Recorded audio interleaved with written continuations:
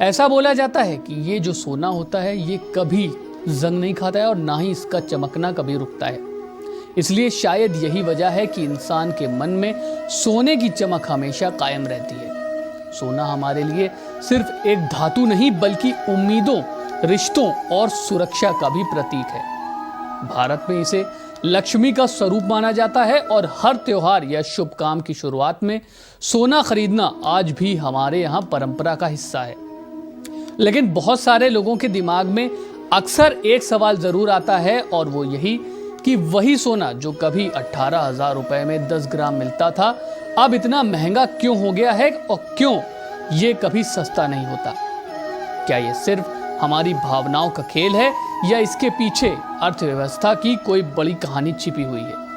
आज हम इसी सवाल की तह में जाएंगे कि आखिर सोना सस्ता क्यों नहीं होता है।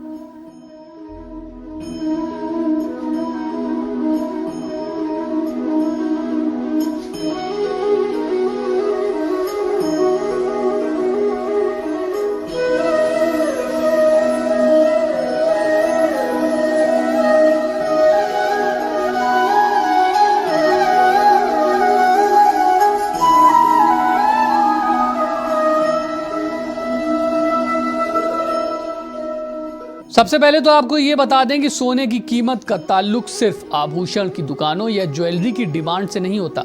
ये एक वैश्विक बाजार की कहानी है।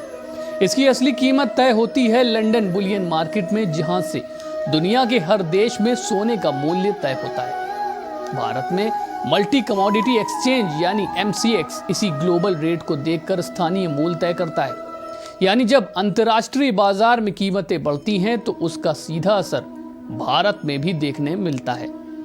अब इतना सुनने के बाद अगर आपका सवाल अभी भी वही है कि आखिर सोने के दाम बढ़ते क्यों जा रहे हैं, तो इसका जवाब आपको दे देते हैं कि असल में सोने की कीमत बढ़ने के पीछे कई सारे कारण हैं, लेकिन सबसे अहम है विश्व भर में इसकी लगातार बढ़ती मांग। हर बार जब दुनिया में कोई आर्थिक संकट या युद्ध जैसी अस्थिरता आती है तब लोग अपने पैसे को बचाने के लिए सोने की ओर ही भागते हैं, क्योंकि सोने की खासियत ये है कि ये कभी नष्ट नहीं होता और ना ही इसका मूल्य किसी सरकार की नीति पर निर्भर करता है।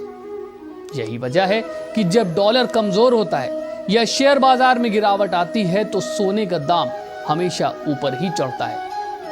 भारत में सोना महंगा होने का दूसरा बड़ा कारण है आयात निर्भरता। भारत में निकाले जाने वाले सोने की मात्रा बेहद कम है, जबकि इसकी खपत दुनिया में सबसे ज्यादा है। ऐसे में हमें ज्यादातर सोना विदेशों से खरीदना पड़ता है। जब डॉलर मजबूत होता है या रुपया कमजोर पड़ता है तो हमें सोना और महंगा पड़ता है। यही कारण है कि जब भी विदेशी मुद्रा बाजार में हलचल होती है तो उसका सीधा असर सोने के दाम पर पड़ता है।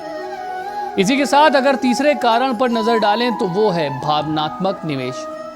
भारत में सोना सिर्फ निवेश नहीं बल्कि एक भावना भी है। शादी ब्याह से लेकर जन्मदिन तक सोना हर मौके पर शुभ माना जाता है। भारत के ग्रामीण इलाकों में तो आज भी बैंक के बजाय लोग अपने पैसों को गहनों के रूप में ही सुरक्षित मानते हैं। यही वजह है कि महंगा होने के बावजूद सोने की खरीदारी कभी नहीं रुकती है और यही बढ़ती डिमांड सोने की कीमत को ऊपर ले जाती है। बात करें अगर सोने के महंगे होने के चौथे कारण की, तो वो है केंद्रीय बैंकों का बढ़ता हुआ गोल्ड रिजर्व। दुनिया के लगभग हर बड़े देश के सेंट्रल बैंक पिछले कुछ वर्षों से लगातार सोना खरीद रहे हैं। उन्हें डर है कि डॉलर या बॉन्ड जैसे पेपर एसेट अस्थिर हो सकते हैं, जबकि सोना स्थायी सुरक्षा देता है। अमेरिका, चाइना, जर्मनी, रशिया और भारत समेत सभी देशों ने अपने गोल्ड रिजर्व बढ़ाए हैं। जब केंद्रीय बैंक सोना खरीदते हैं तो बाजार में डिमांड और भी तेज हो जाती है, जिससे इसकी कीमत और ऊपर चली जाती है। सोने की कीमत बढ़ाने वाला एक और महत्वपूर्ण पहलू है गोल्ड ETF यानी डिजिटल गोल्ड में बढ़ता निवेश। पहले सोना सिर्फ गहनों या सिक्कों के रूप में खरीदा जाता था, लेकिन अब लोग डिजिटल रूप में भी सोना खरीदने लगे हैं। निवेशक इसे शेयर की तरह ट्रेड करते हैं और पिछले कुछ वर्षों में गोल्ड ETF में रिकॉर्ड निवेश हुआ है। ये दिखाता है कि लोग अब भी सोने को सबसे ज्यादा भरोसेमंद विकल्प मानते हैं, चाहे वो भौतिक रूप में हो या फिर डिजिटल रूप से। दुनिया भर में सोना खनन बहुत सीमित मात्रा में होता है। इसे निकालना महंगा, कठिन और समय लेने वाला काम है। दूसरी ओर इसकी डिमांड हर साल बढ़ती जा रही है। जब सप्लाई सीमित और डिमांड ज्यादा होती है तो किसी भी वस्तु की कीमत बढ़ती है और यही सिद्धांत सोने पर भी लागू होता है। भारत में मंदिरों और घरों में जमा सोने की मात्रा भी इस धातु की कहानी को और रोचक बनाती है। ऐसा अनुमान है कि भारतीयों के पास दुनिया के किसी भी देश से ज्यादा सोना है, करीब 38 से 39 हजार टन, और इनमें से एक बड़ा हिस्सा हमारे देश के मंदिरों में है। सिर्फ केरल के पद्मनाथ स्वामी मंदिर में ही लगभग 1300 टन सोना बताया जाता है, जो आंकड़े ये बताते हैं कि भारत में सोने का नाता अर्थव्यवस्था से ज्यादा परंपरा और संस्कृति से जुड़ा हुआ है। कुछ अर्थशास्त्री मानते हैं कि अगर आप लंबे समय के निवेशक हैं, यानी 5 या 10 साल के नजरिए से सोचते हैं, तो सोना एक सुरक्षित विकल्प हो सकता है।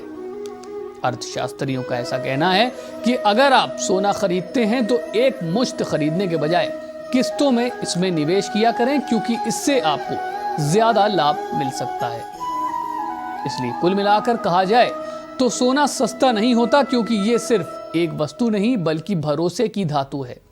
ये अर्थव्यवस्था की अनिश्चितता से लड़ने की क्षमता रखता है। जब बाकी बाजार डगमगाते हैं तब सोना स्थिर रहता है। यही वजह है कि ये हर संकट में सेफ हेवन यानी सुरक्षित ठिकाना साबित हुआ है। तो अगली बार जब आप किसी ज्वेलरी शॉप में जाएं और सुने कि सोना फिर महंगा हो गया है, तो याद रखिए इसकी चमक सिर्फ धूप या रोशनी से नहीं बल्कि हमारे विश्वास, भावनाओं और वैश्विक अर्थव्यवस्था की लहरों से जुड़ी हुई है। और शायद यही वजह है कि सदियों से सोना सिर्फ धातु नहीं बल्कि इंसान के भरोसे की सबसे पुरानी मुद्रा रहा है, जो कभी भी फीका नहीं पड़ता है। हमारी आज की पेशकश में फिलहाल इतना ही। जल्द हाजिर होंगे, तब तक के लिए आप देखते रहिए ABC न्यूज़।